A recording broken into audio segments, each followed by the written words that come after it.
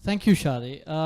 Before opening up to members of the audience, I thought I'd just start off with a few questions myself. When you were writing this book, it was over a period when the Islamic State in Syria and Iraq seemed to be ascendant.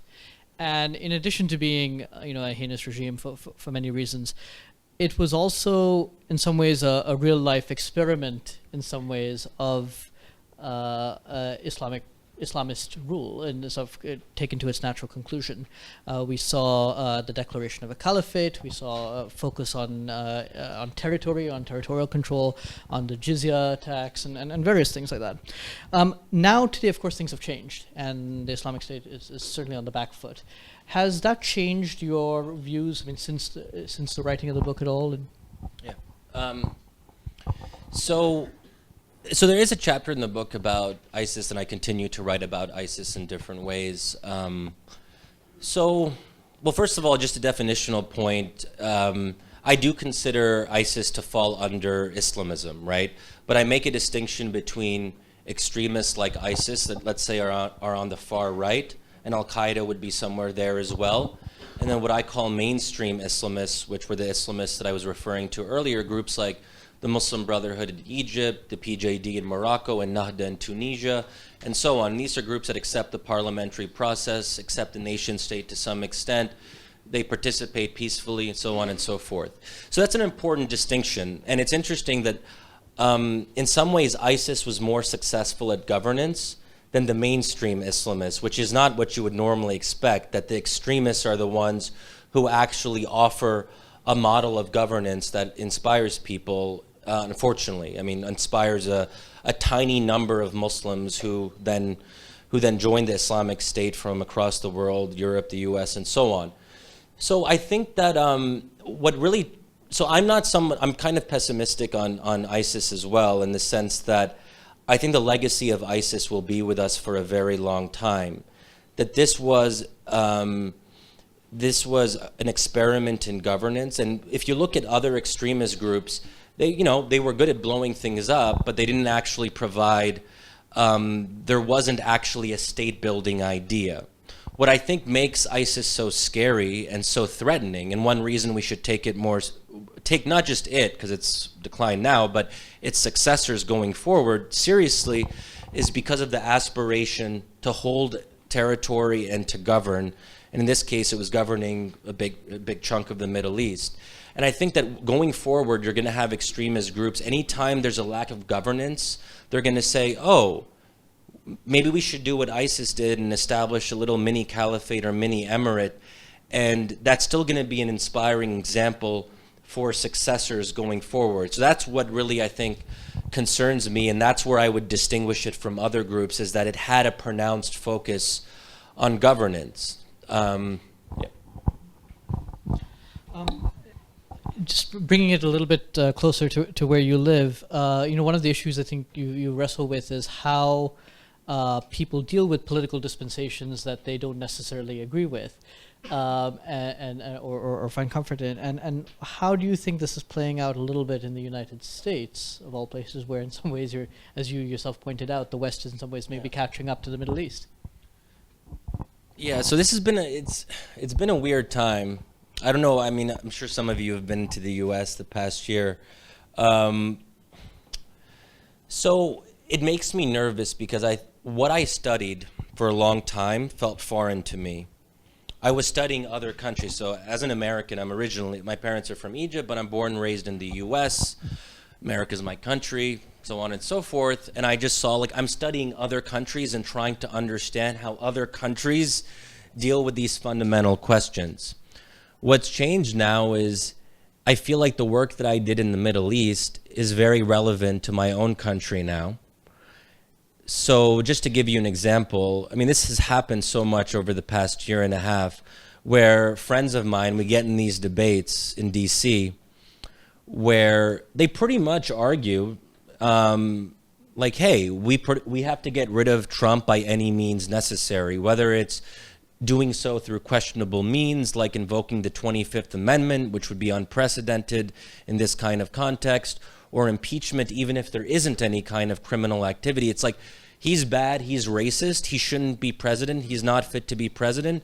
Whatever way we can find to get rid of him, great. And I wouldn't, if granted this probably won't happen, or I pray and hope it won't happen, and I shouldn't even put it out there, although it has been discussed. But like, if there was a theoretical military coup against Trump, I can imagine some of my liberal friends sort of, maybe they wouldn't wholeheartedly support it, but they'd kind of be like, hey, we can live with this, this is probably for the best. So I just worry that there's this kind of unwillingness to respect democratic outcomes that you see as fundamentally threatening to your own life. And this is where, in this case, it's not about religion. I mean, it's about Trump being a threat to what many Americans on the left see as American values of multiculturalism, diversity, protection of minority rights, Muslim rights, so on and so forth. So that's what really tests your commitment. Everyone can say they're a Democrat, but will you actually live up to the ideals of democracy when someone you hate comes to power? And I'm Muslim myself. And I had this conversation with my parents the day after.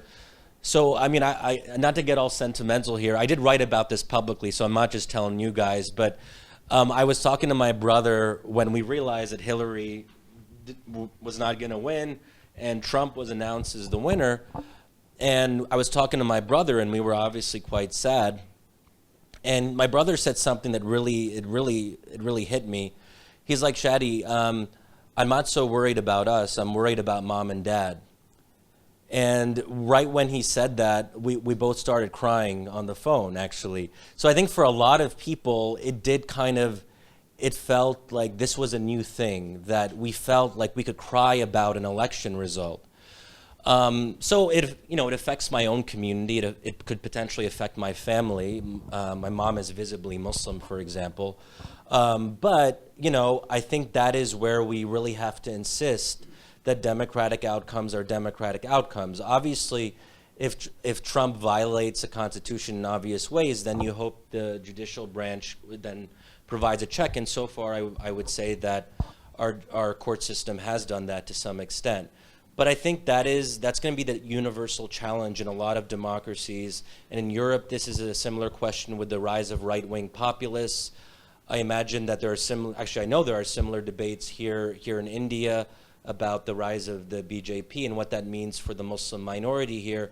So this will be the question of our time, is when we're not debating things that are numerical, like that we can, when we're debating the things that are so fundamental to who we are, whether we can find a way to live with each other and respect democracy. And this is where there's also, to be clear, a tension between small L liberalism and small d democracy. So if we're talking about liberalism in the sense of the classical liberal tradition that is sort of, let's say, best captured by the US Bill of Rights or the Declaration of Independence, so emphasizing freedom of choice, protection of minority rights, individual liberties, and so on, that doesn't necessarily always go hand in hand with democracy. And I think for a long time as Americans, we just assumed that democracy meant liberal democracy.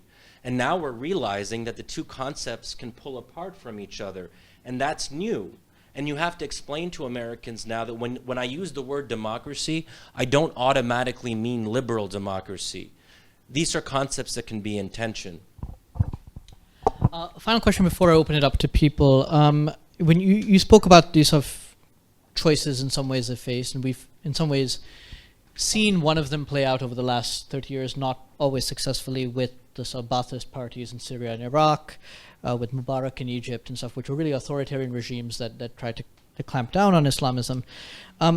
But we've seen also various experiments in the Middle East and elsewhere, in fact, of trying to maybe follow that second path that you laid out, to some degree with Ennahda in Tunisia, and I think you write about this, in Lebanon to some degree, maybe in a very different way in Iran, where they've been, but also in perhaps even countries like India, and I know this is your first day here, so I'm putting you on the spot, but it's a place where we have Muslim personal law, as part of law here, although it's being contested, including in the courts. So, what is there a country you can point to which you think has been more successful than others in forging that path? Yeah. So, so this does relate also to the question of where ISIS fits in terms of models of governance, and that's why if you exclude mainstream Islamists from the political process, then you don't really have as many examples to point to, and then extremists are able to build this narrative and say, look, you cannot reflect Islam in government through peaceful means. Look at what happened in Egypt when the Brotherhood was ousted from power. Or look at X, Y, and Z when Islamists were not allowed a role in the political process. So this is where you have a comparative aspect, and you don't want extremists to be the ones who say, hey, the use of force and violence is the only way to establish Islam's role in public life. Tunisia is one of the exceptions. And Ennahda is no longer in power, although it is part of a coalition government and has a couple of ministries.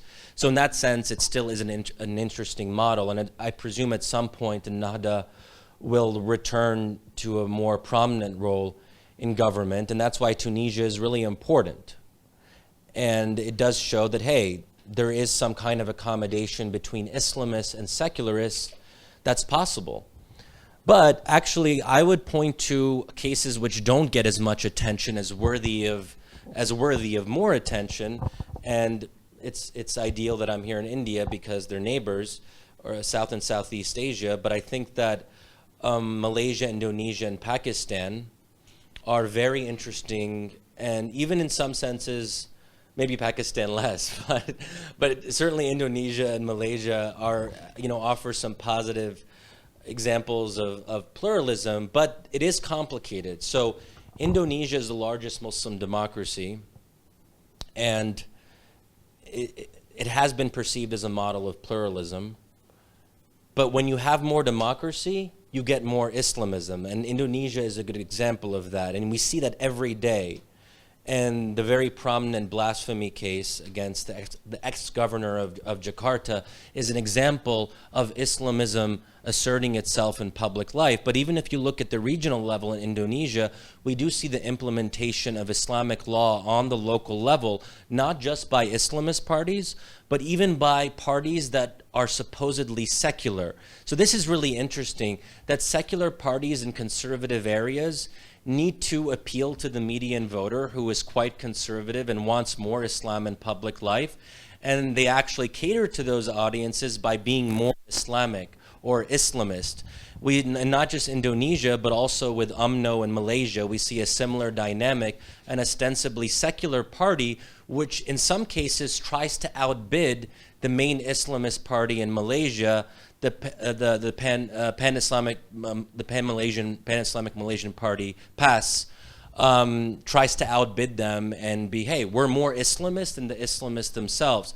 So you can't really have a successful democracy, I would argue, in most Muslim majority contexts, without having Islam being a more prominent point of debate and discussion in public life. And Pakistan also has, obviously, it's not fully democratic, but it's more democratic than almost every country in the Middle East, with maybe the exception of Lebanon and Tunisia. But we do see aspects, legal aspects and constitutional aspects, which are avowedly Islamic when it comes to anti-blasphemy laws being probably one of the most obvious examples. So I don't think it's a mistake that more democracy can mean more Islamism, but less democracy in the case of the Middle East actually means less Islamism. So that actually raises a tough question, I think, especially for Westerners.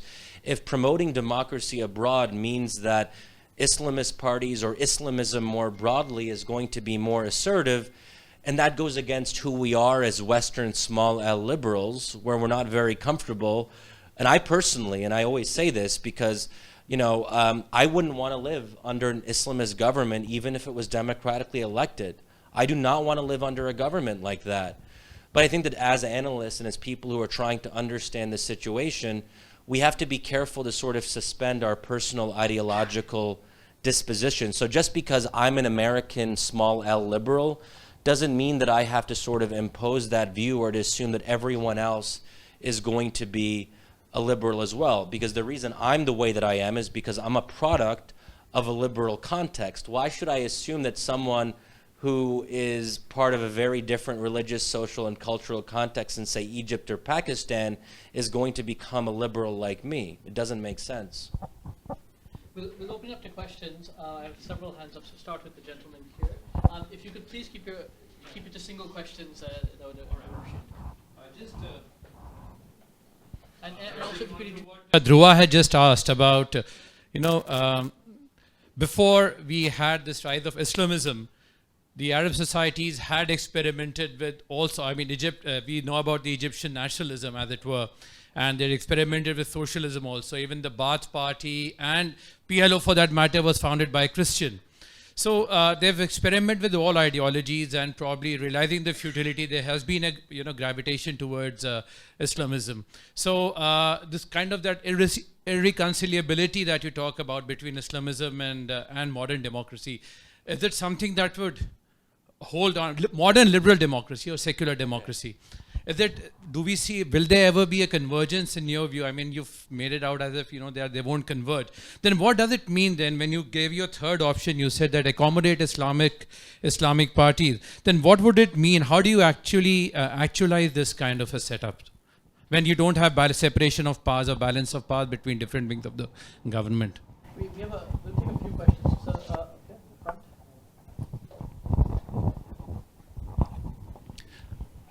Thank you very much for a very complex and fascinating presentation. One plea and just a quick question. The plea is, when you look at Islam and nation building, don't forget Bangladesh. That is a nation that has 160 million Muslims, and its political trajectory, I think, is going to offer some very interesting examples. My question to you is, how is it that the original state in Islam, which is a city government led by a mayor, is converted into saying that the first state in Islam is a caliphate? And the reason I ask this question is I think that you're right, that you cannot take nation state and Islam separately. You have to take it together.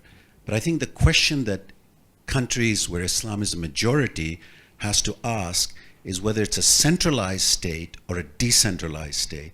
And in my sense, Medina Compact suggests a decentralized state, a la Ennahda's story, which is probably the future of Islamic state rather than a centralized state. And the gentleman in the back there. So Pakistan has the pretension to be the leader of the Islamic world. She earnestly desires to lead, the Muslims with her nuclear weapons. She is the most powerful country amongst the Muslim states of the world. How do the Arabs look upon the pretensions of Pakistan for this role? Yeah, sure. So on the first question, so I guess I would just sort of respond and pose the question back to you. So you asked, why is there any way for them to converge? My question would be, why do they have to converge? Why do we start from that presumption that Islam has to meet the expectations of liberalism, especially at a time when we're seeing more illiberalism throughout the West? So we're having our own debates about this, and it's going to be an open question.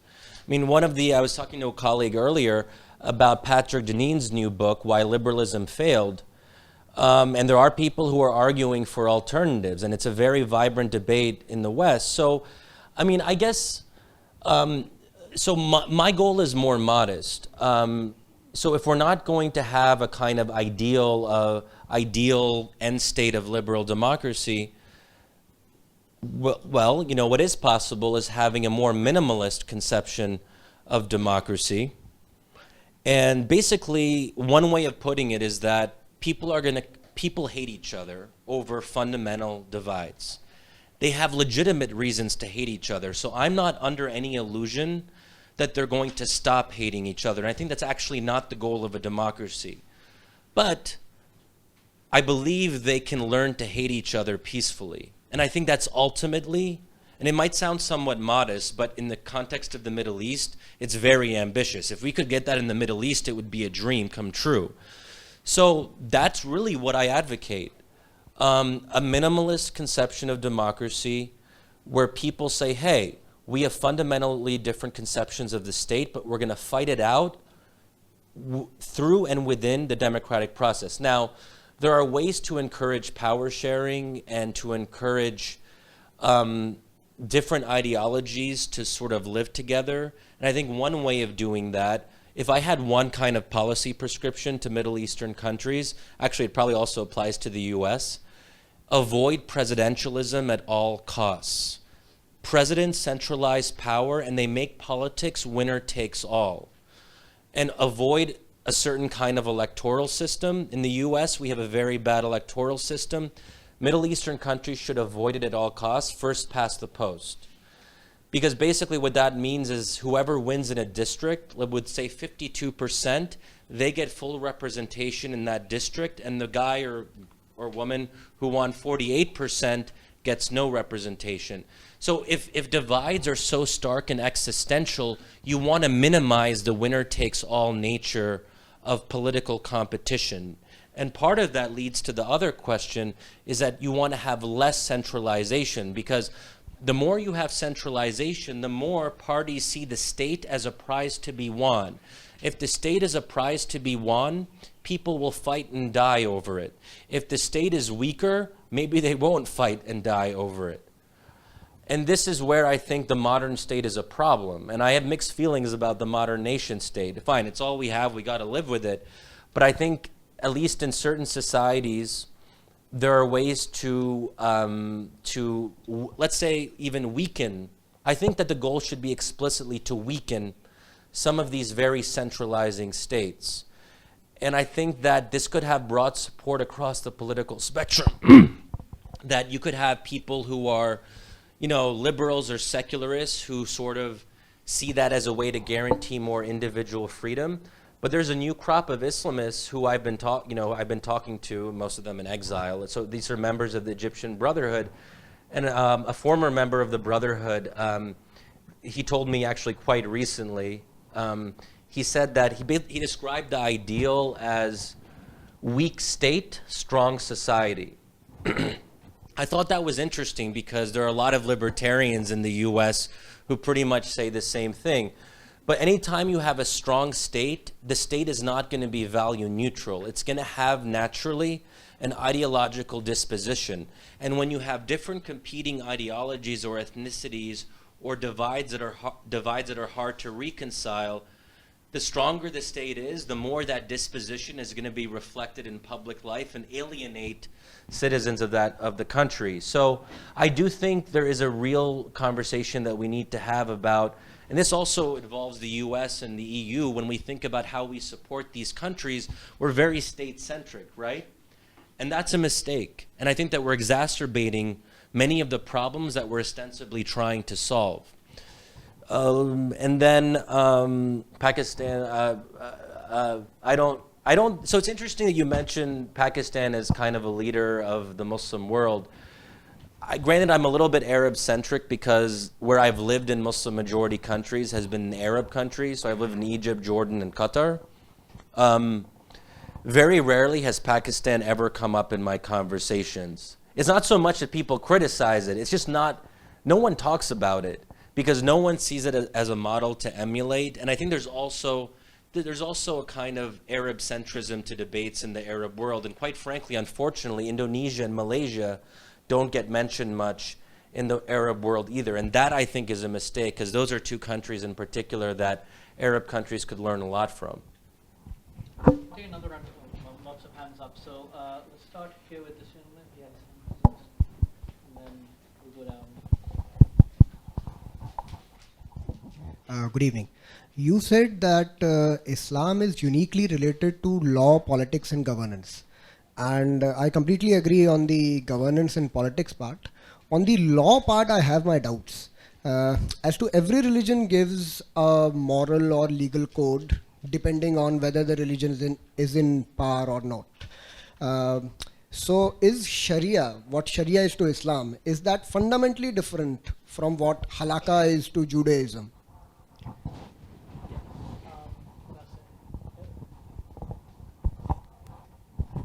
Good evening, Shadi.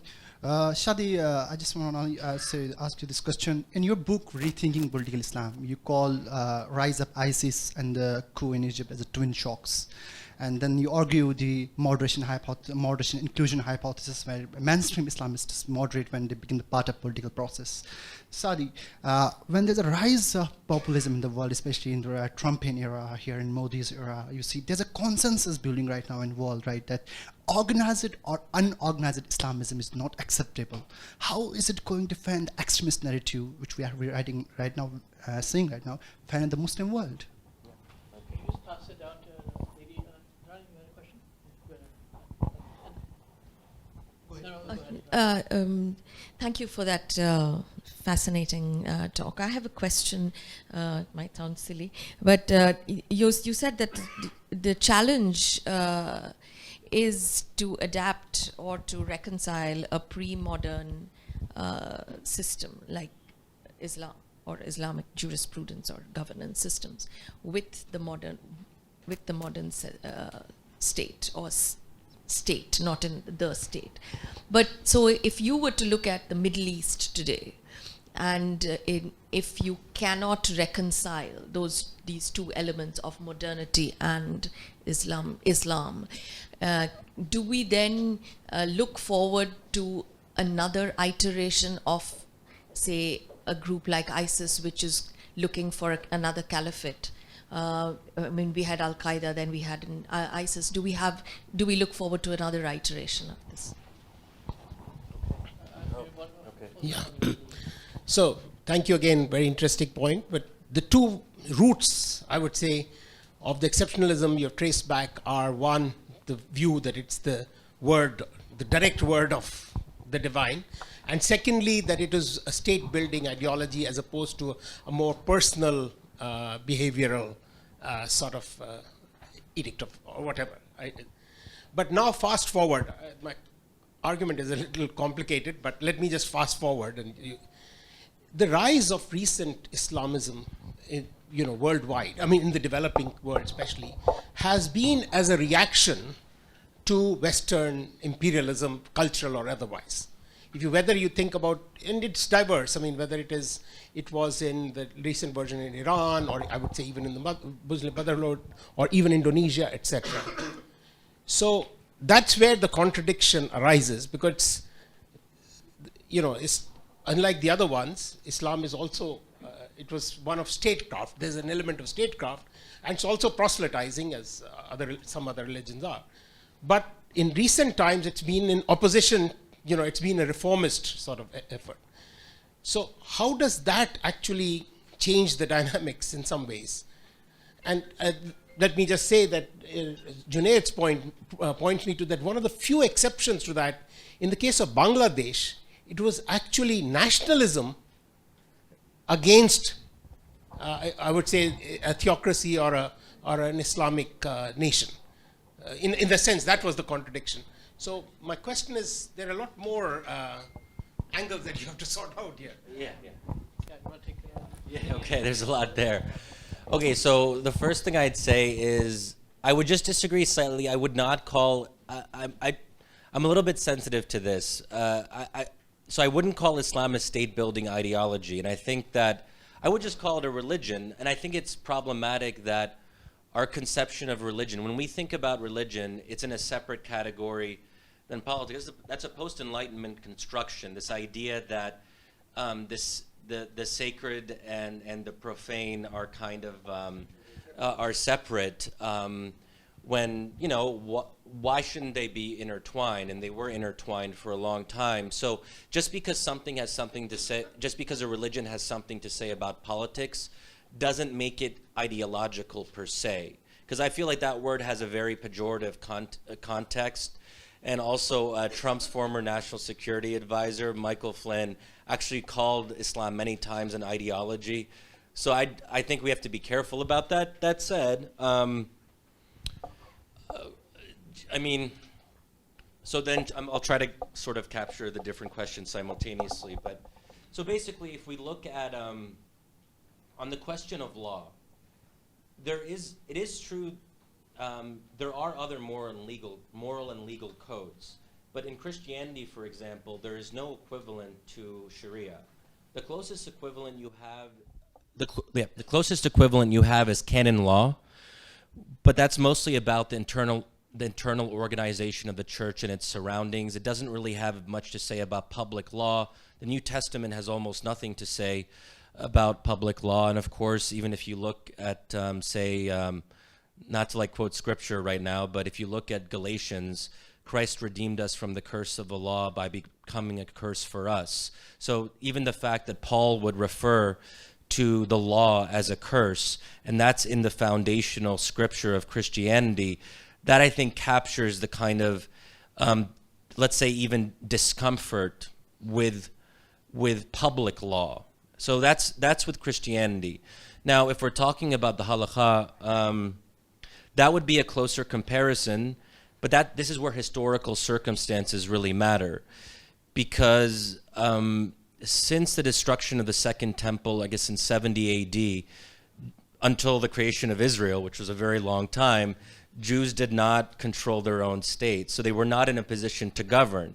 So it's interesting to look at how the halakha, Jewish law, evolves in a context of living as a minority with other people governing you. So the rabbinical tradition evolves in a very different way that de-emphasizes the state and instead focuses on minorities living as communities and maintaining their lives in ritual purity and so on and so on and so forth. So I think in those two examples, which I guess are the two other monotheistic traditions that we're most familiar with, you have Islam does stand apart from them. In obviously for Judaism it's in a different way, but I think that pretty much holds. Okay, on the question of religious populism, so Trump and other populists are very much anti-Islam or anti-Muslim and don't want to have any space for Islamist parties. It's interesting that populists of different stripes are so intolerant towards what is basically a religious populism. There's a way to look at Islamist parties and say they tap into a religious populist sentiment. So in some sense, you think they would recognize something in the other, and there would be kind of a mutual appreciation, even on the level of just the concept, right? So it's interesting that the very people who are saying that Islamism has no role in the political process, they are the same ones that we're wondering whether they should have a role in the political process. White nationalism, ethno-nationalism, all these different kinds of right-wing populist movements. So I think that's interesting, but I don't know where I'm going with that. Okay, and the other question was iterations of ISIS. So yeah, that's my fear. Look, the question is how there's been a lot of dysfunction in the Middle East. The Middle East has been a mess. One of those reasons is that there has been an authoritarianism which has distorted these societies in so many different ways. It's very hard to even begin. The only way there's ever going to be long-term stability, and this is maybe somewhat ideological on my part, I don't believe that long-term stability is possible in these societies in the absence of democracy. Now, maybe we can cite the Chinese model and all of that. I don't think the Chinese model applies to the Middle East, but I also believe that at some basic level, people want maybe not liberalism, but they want more freedom to make their own decisions, and they, at the very least, want to have some say in choosing their representatives. I think that's a human impulse that's very difficult to suppress. And if we continue to suppress it, I think we're just going to have more dysfunction and repression and violence. And we can look at the record so far. We've supported, the US and the West more generally, we've supported authoritarian regimes for decades. Authoritarianism, and even sometimes secular authoritarianism, has been the dominant approach in the Middle East. So we've tried that, and we've seen the results. So what more do we have to do before we say, hey, this doesn't work? Let's try an alternative. So what I am sort of proposing is risky. I can't guarantee what the outcome is, but we do know what the empirical record of the other alternatives has been. So at some point you have to give other approaches a chance, and do so with care and caution, of course. Several questions. I think we'll do our last round. So back, start in the back. Start all the way in the back. My query is quite simple. Even though your focus was largely on West Asia and not much of Islam all across the world, how come you kind of haven't spoken about Iran or Turkey when both of them symbolizes the extremes of Islam and West Asian politics? Virtually the same question. The question is just this, that as an Arab, I'm sorry to... Oh my God. Since you volunteered, Okay, yeah. you said that you were an Arab, and you have lived most of your life in that area. How do you look, or how do Arabs look at the trajectory of Islam and democracy in Iran? May I raise one question, small question? We are living in a world of high-tech, technology, and every day the things are changing. If you stick to your any spiritual law or a religious laws, those are traditional 500 years back.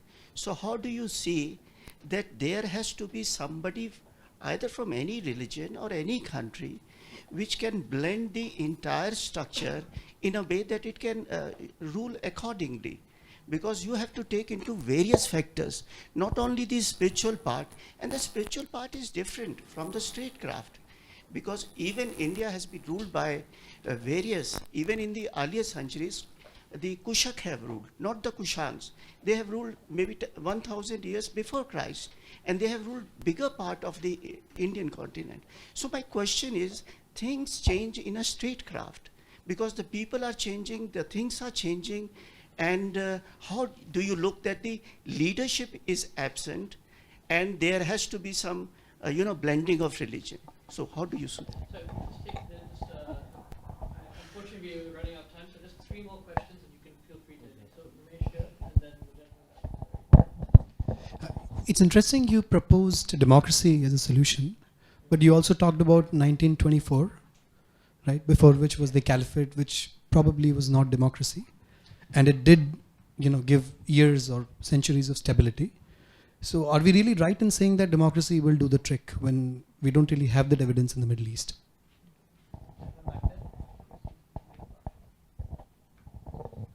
Thank you so much. I'm Dr. Bali. Thanks for your kind presentation.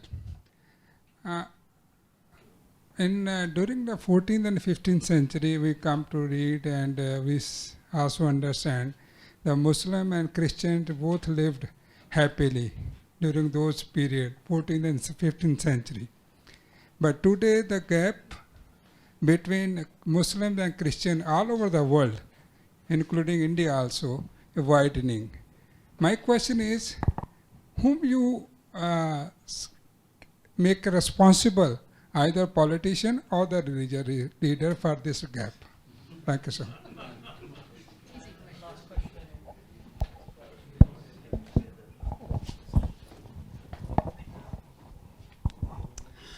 Thank you, Shadi, for your speech. My question is regarding your own book that I read earlier this year, which I also raised on Twitter, basically.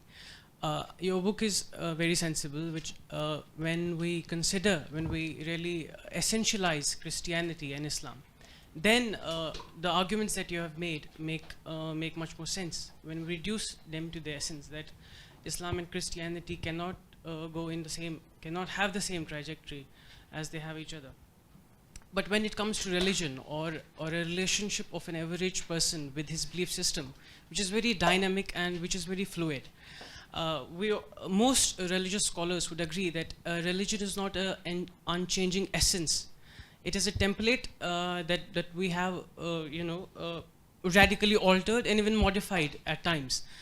when you gave example of rabbinical Judaism, it changed from the time that Jews migrated from Babylonia, and when they went into Israel, it completely radically changed because it became more strident.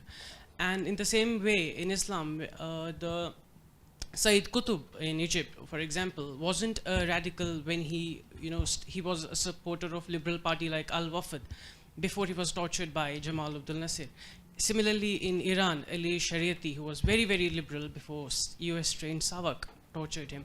So do you see that that we cannot, in all these discourses that we have over religion, it cannot be reduced to such essentialized form of discourses, and we need to take into account the other factors that play in all these things? Thank you very much.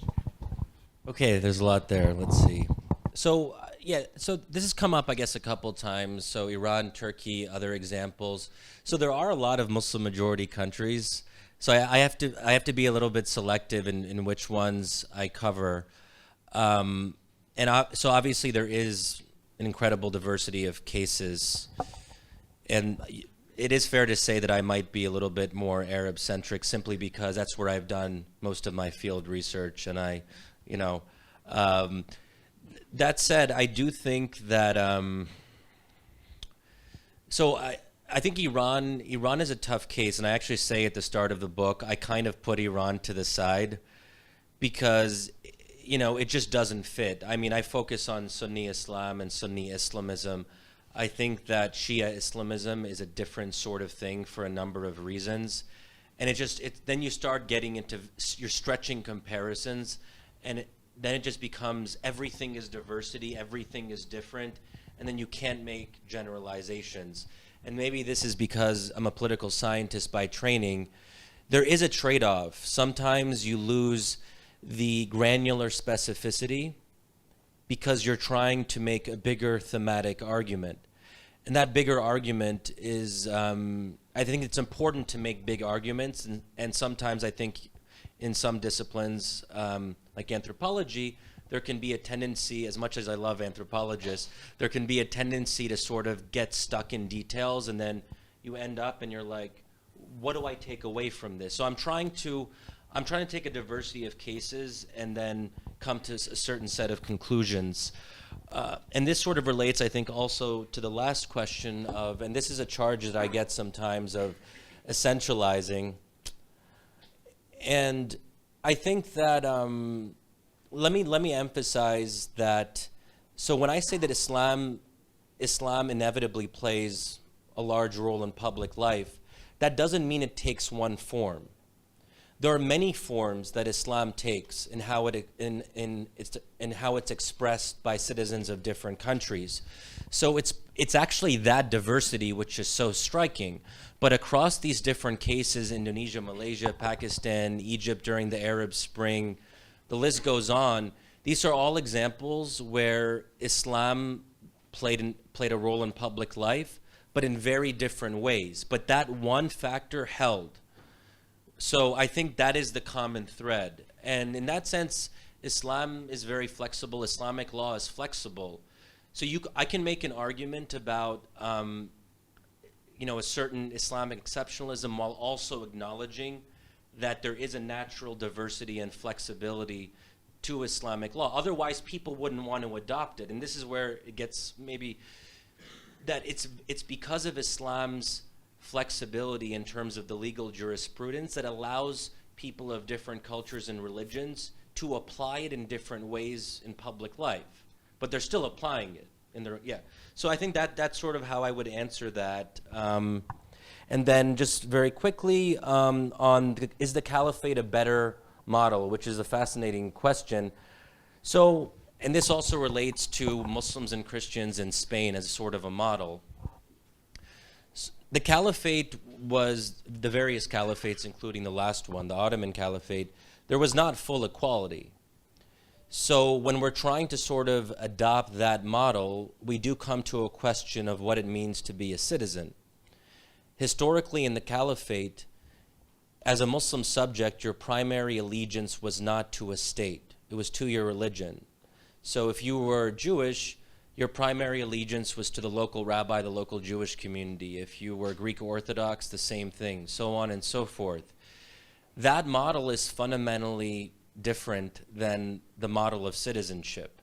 And I think that even in countries that are quite repressive, there still is an expectation that, hey, I have a relationship to the state that I live in, and I'm a citizen who has rights. It's very hard to eradicate that basic idea, so you can't undo that. So yeah, maybe if modernity never happened, then that would be feasible. But I don't see how we undo everything that has happened in the last 100 years. Those ideas and concepts are still going to influence people. And this is where I think Andalusia, which is often mentioned as an example of coexistence between Muslims and Christians, yes, for that time it was great, but Christians were not full equals. And we just have to be honest about that. That doesn't take away from the success of that model at that time. But we live in a modern context now where that's not going to fly, in the sense that if you had, let's say, a caliphate where Christians couldn't hold senior positions or things like that, it would be seen as unacceptable, and it would be very hard for that state to maintain relations with its neighbors and in the international community. So I think that the caliphate, or returning to a caliphate, is simply not realistic. Now, what some people propose, including Islamists, is that there could be a kind of EU version of the caliphate. So you would still have Muslim nation states, but they could have a regional association, and you could kind of like pretend that it has some aspects of a caliphate, things like that. But that shows you that there is a tension. You know, how do you take the idea of a caliphate and actually make it digestible for the international community? And then so that's sort of, that said, who knows what will happen in the next 100 or 200 years. If there's more disenchantment with democracy, you're going to have more voices that say, hey, maybe the primary allegiance of a citizen should not be to a state, but it should go back to sort of pre-modern associations. And this also, I think, coincides with the idea of weak state, strong society, of decentralization, of communities taking their own path. And there is a debate in the US now about intentional religious communities. There's a big book that was a bestseller by Rod Dreher called The Benedict Option, which was advocating for Christians to form their own communities of religious solidarity because America has become too anti-Christian. So there are these ideas that are out there. I just don't think they would be better. I think they're answers to a question, but they risk presenting more problems. And I think that they're, in some sense, too radical. I don't think democracy in the minimalist sense is too much to ask for. And I think it's a realistic and plausible recommendation, if you will. So we can talk about what's possible in generations to come, and God knows. But I think if we're talking about the context that we live in now, I think not to be all, I mean, again, I don't want to say like democracy is the solution in some kind of simplistic sense, but the sort of minimalistic conception that I've tried to outline, I think that's our best bet. Well, thank you so much. It's just up to me to wrap up, and thank you for coming all the way to India. Thanks to all of you. If you could please join me in thanking Shadi, and join us outside. Thank you.